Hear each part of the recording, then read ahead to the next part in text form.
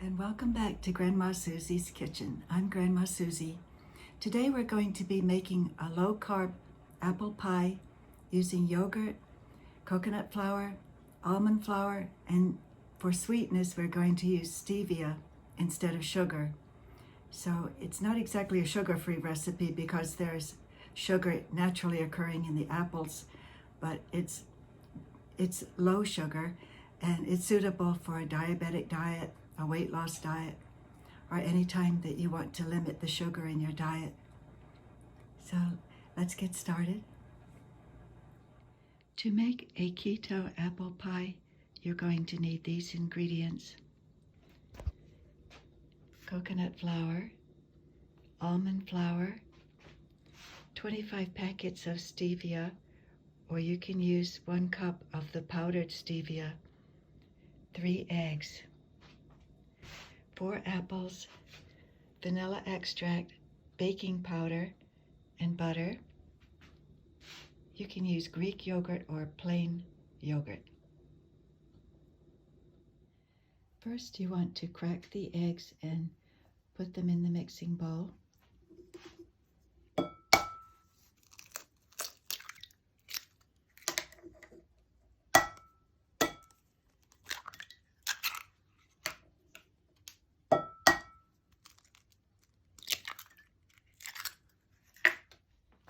Then with the wire whisk, you're going to beat them up until they are frothy.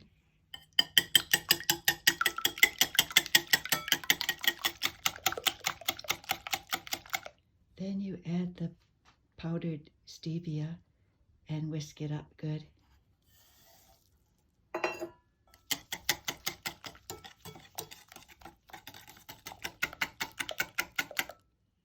Add a teaspoon of vanilla extract.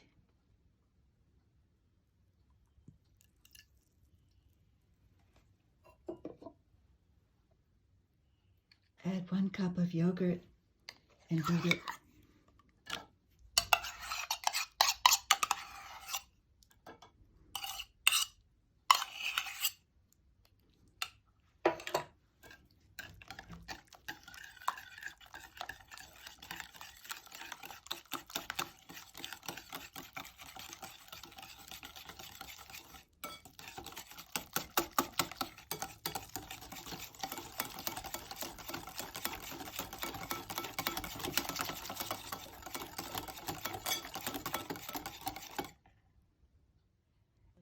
Add 1½ cups of almond flour.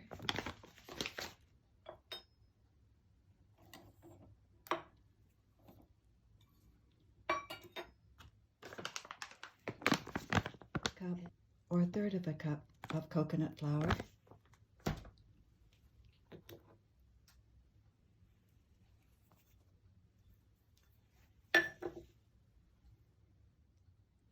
Add 2 teaspoons of baking powder.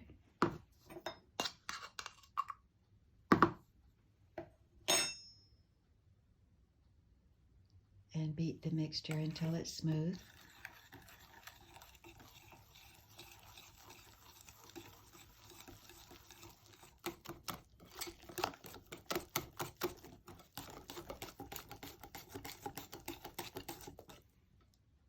The next thing you're going to do is to wash and dice 2 apples. So we get our cutting board.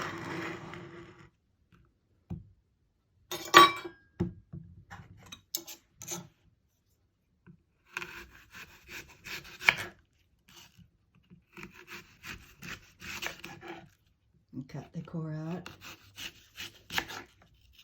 If you have an apple core, you can use that instead. And cut it into small pieces, what they call dice. Dice just means you cut really small.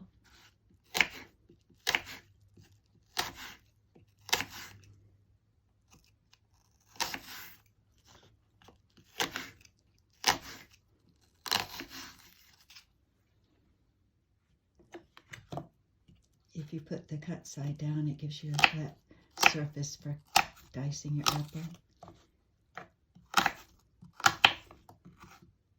And just keep your fingers out of the way.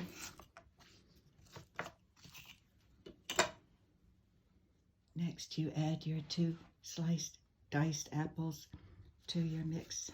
And combine it. It's starting to stiffen up now until it's well blended. Next thing you do is get some parchment paper and cut a piece that will fit exactly in the bottom of your pan. This will keep your cake from sticking.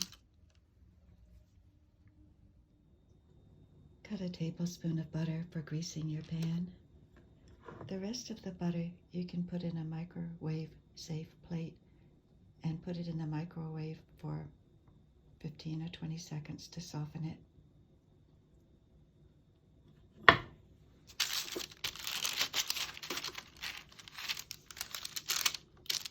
Just rub the butter all over the inside of the pan. I like to rub up the inside of the walls of the pan too to prevent from sticking.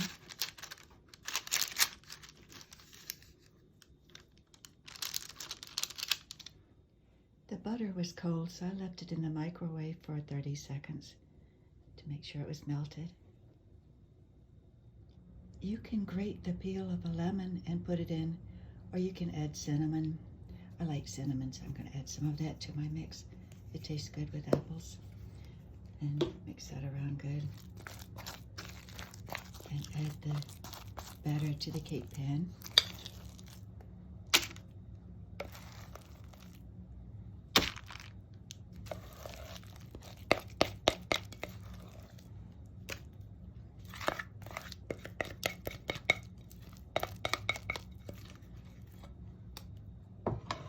And spread it around evenly.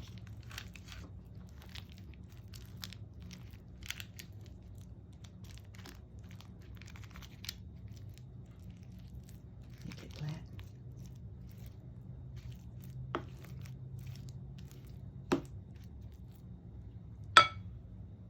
Next thing is to set the cake aside for a minute. Get out the cutting board. You're going to slice the remaining 2 apples in thin slices.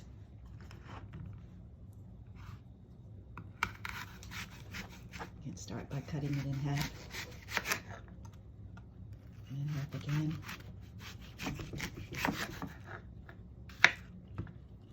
Cut out the core.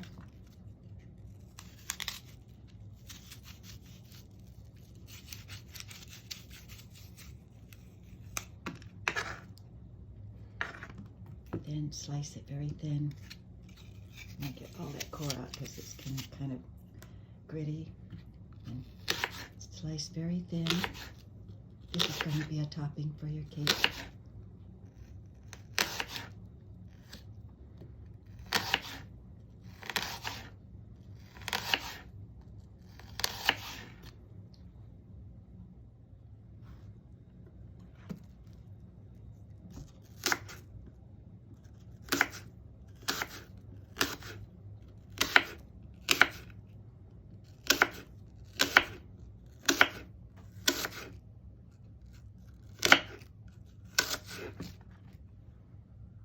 Next, you take your apple slices and layer them overlapping on the top of your cake in a decorative manner,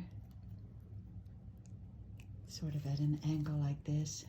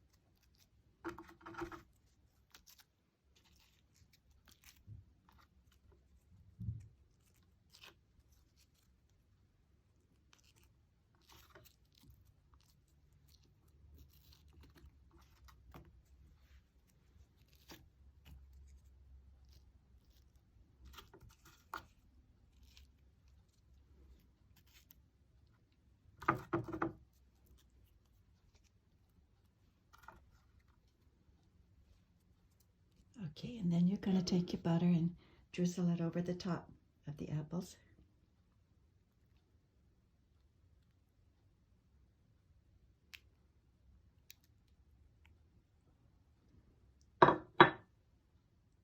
Now you're going to place your cake in a 350-degree oven and set it for 25 minutes.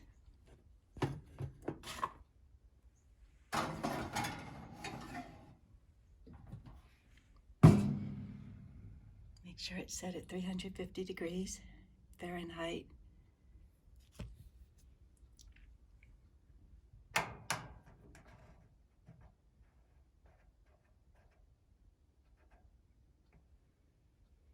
And it's set for 25. Press start. We'll come back and check it in 25 minutes, see if it's ready.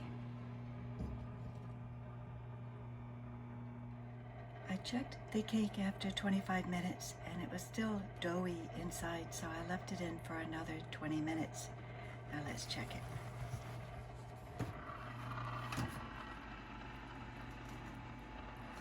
Take it out of the oven.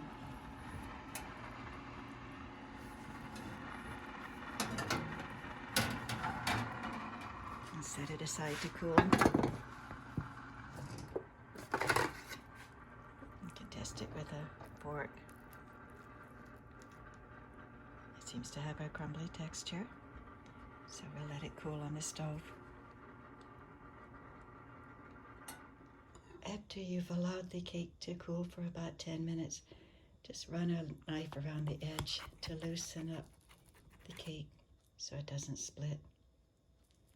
There's a trick that my grandmother taught me and my mom. She used to make the best birthday cakes for all of us on our birthdays. My mother did,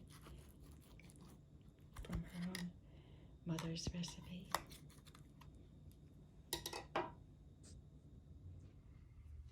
Okay, now that our cake is ready, it's been cooled for a while, maybe 20 minutes, we can cut it and serve it.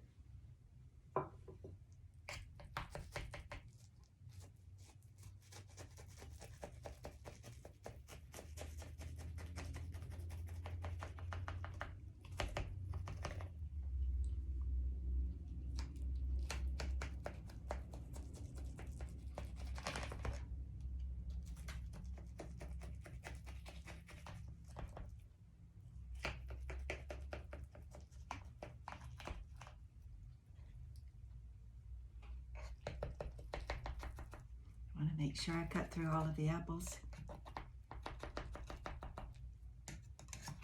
so it will come out clean.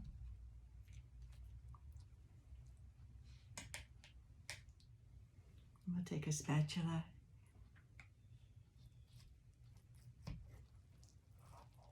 and just serve it onto the plate.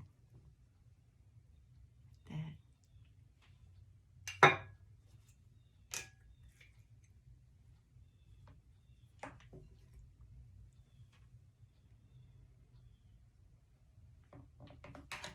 Looks very moist.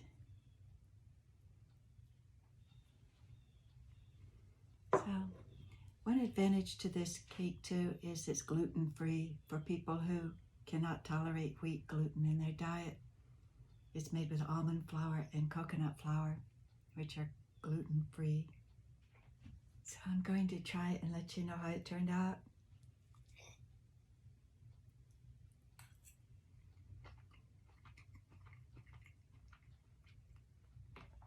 This is really delicious, and you don't miss the flour or sugar at all. It has a nice flavor. Okay, until next time, this is Grandma Susie. Have a good day. Stay safe. Take care.